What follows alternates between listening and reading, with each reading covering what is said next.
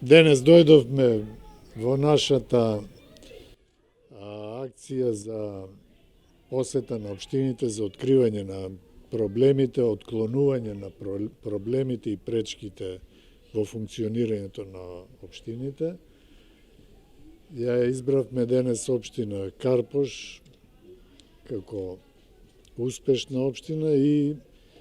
како градоначелник со најголемо искуство и со кој најлесно можем да, заради предходна соработа, најлесно можеме да се разбереме околу проблемите што ги имат и излезните решенија. Добивме некои насоки и барања од општината во делот на пред се на општина Карпош има во делот на урбанизмот, во делот на јавното паркирање. Ќе се обидеме да најдеме начин како тоа да го разрешиме. И дојдовме да ја пофалиме општина Карпош, која во директивите што ги дава владата за штедење на енергија, според извештаите што ги добиваме од ДЕВАН,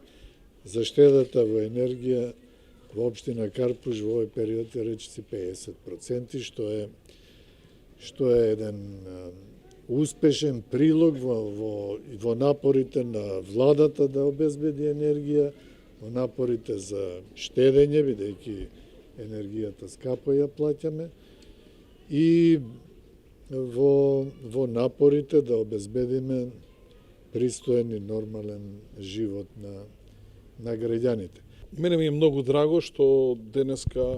не посети министерот за локална самоуправа и особено што господинот Пенов е министер за локална самоуправа со едно огромно искуство од делот на локалната самоуправа и можеме компетентно да размениме мислење за проблемите кои што ги имаме во делот на локалната самоуправа.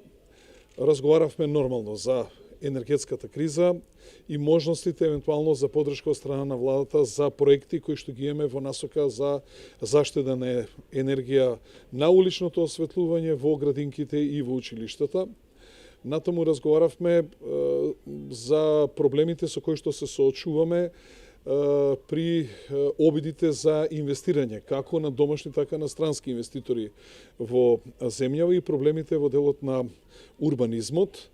Разговаравме и за она сериозно прашање кое што денеска го тишти цело Скопје, а тоа е проблемот со паркирањето и комплицираните процедури за воведување зонско паркирање или друг начин на паркирање кој што ќе го подобри квалитетот на живење на граѓаните во општината и констатиравме дека во одредени делови ни се итекако потребни законски измени и итекако ни е потребна консултација меѓу владините институции и локалната самоуправа.